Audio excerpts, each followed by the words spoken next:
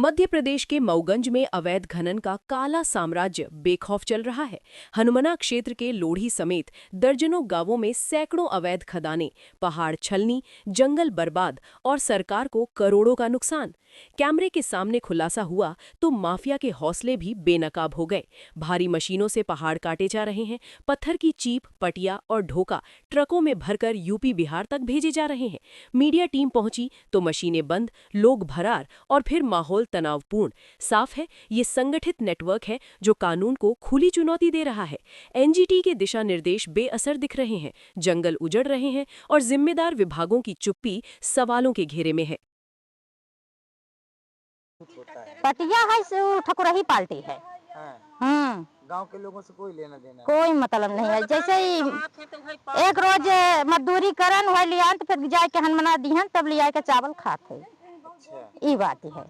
खदान हुई है, खदान माले सगले है, ये खदाने में है। हम खदाने के यहाँ से हिला तो चौड़ा खदानी है। हाँ, जहाँ जहाँ जे खैरावा, बंडगवा, बूसी। गहराई का कितना होगा?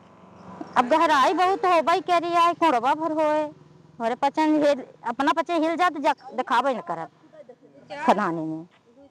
कई अपन समस्या ये रखे ने अपने प्रशासन से या जनप्रतिनिधि? हाँ, खे बगान का आश्वासन मिला? ई कही थे के आवास दे। ड्यूटी तुम पे काम करते हैं? मजदूरी करी थे तो मजदूरी दे था। कई रुपया दे था मजदूरी?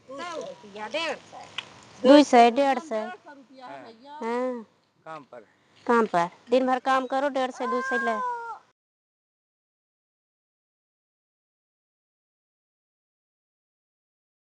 तो गांव में जो है तुम्हारे बड़ा जो है शासन के राजस्व से है, पटिया खूब निकला थी। पटिया का हमारा पचन के निकला थी, ठकुरे लेते हैं जगह जमीन जो करे तो करे निकला था, हमारा पचन के कहाँ मिले। जहाँ से पटिया निकल रही थी, ये निजी जमीन है कि सरकारी जमीन है? ये वो पचे जाने निजी सरकारी नहीं तब ना अधिकारी आवत है भगात हैं। कौन अधिकारी आवत है?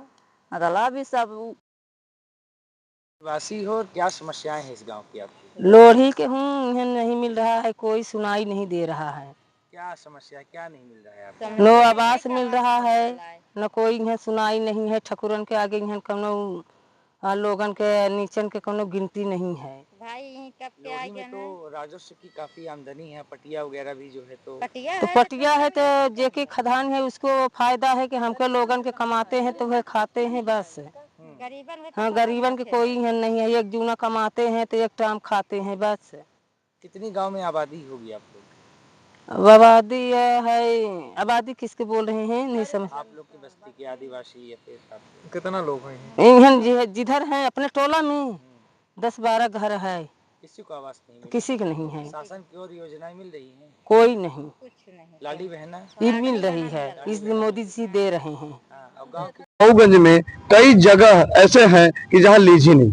खनिज माफिया बड़े बेबाकी के साथ और खुलेआम अवैध तरीके से उत्खनन कर रहे हैं, जिसमें जिला प्रशासन और पुलिस प्रशासन, राजस्व अधिकारी का विशेष तौर से हमको ऐसा लग रहा है कि संरक्षण प्राप्त है। उनके इशारे पे ऐसा पूरा खेल चल रहा है।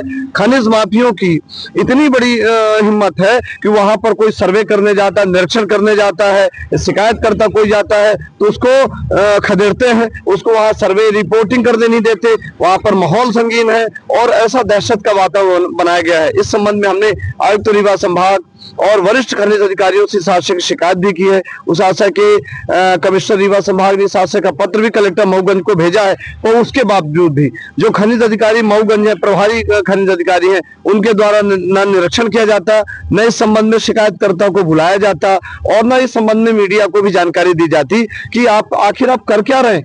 जहां लीज है तो लीज के क्षेत्र से हट के अवैध उत्खनन किया जा रहा है और इसकी यहाँ के कार्रवाइयां क्यों?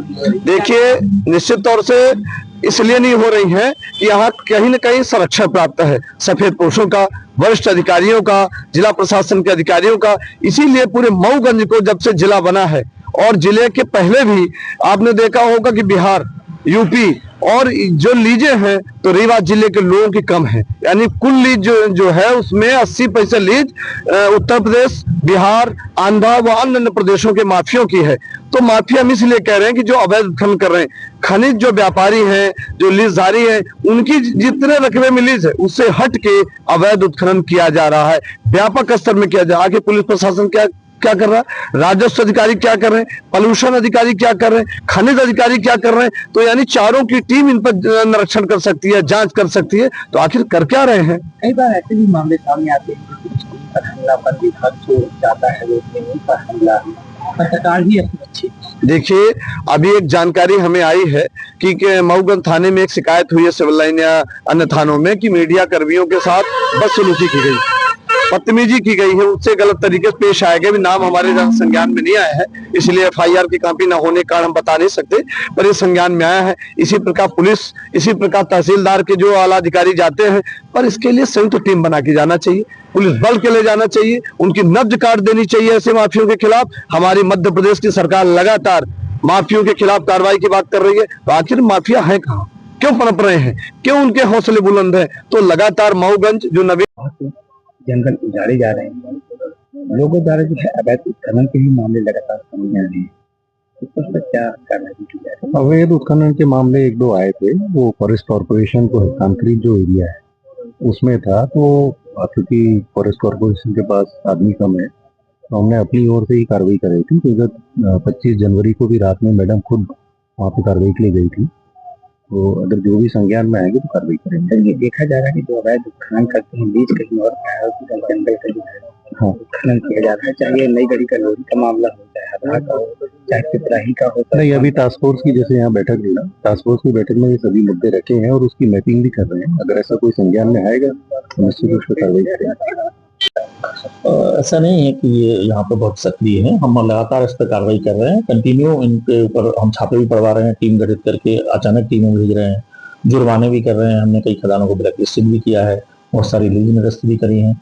और हमें जो भी ऐसे संज्ञान में आता है, आप लोगों के माध्यम से या सोशल मीडिया या अन्य माध्यमों से आते हैं, हम तत्काल उस पर एक्शन लेते हैं। जहाँ तक कल की घटना जो आपने बताई है उस पर हमारे संज्ञान में आई है, तो हमने उस पर लगातार नजर बनाए रखी है और हमारे एडिशनल SP बोल रहे हैं कि उसमें आप मुकदमा भी कायम उसमें हुआ है और हम उस पर कार्रवाई करेंगे। कोई अनुमति है, कोई अगर अनुमति और स्वीकृति नहीं होगी तो हम कठोर कार्रवाई करेंगे, और अगर अनुमति के बाद भी अगर कोई भी इस तरह से असामाजिक कृत्य करता है, कुछ भी करता है, तो हम उसके खिलाफ भी कार्रवाई करेंगे।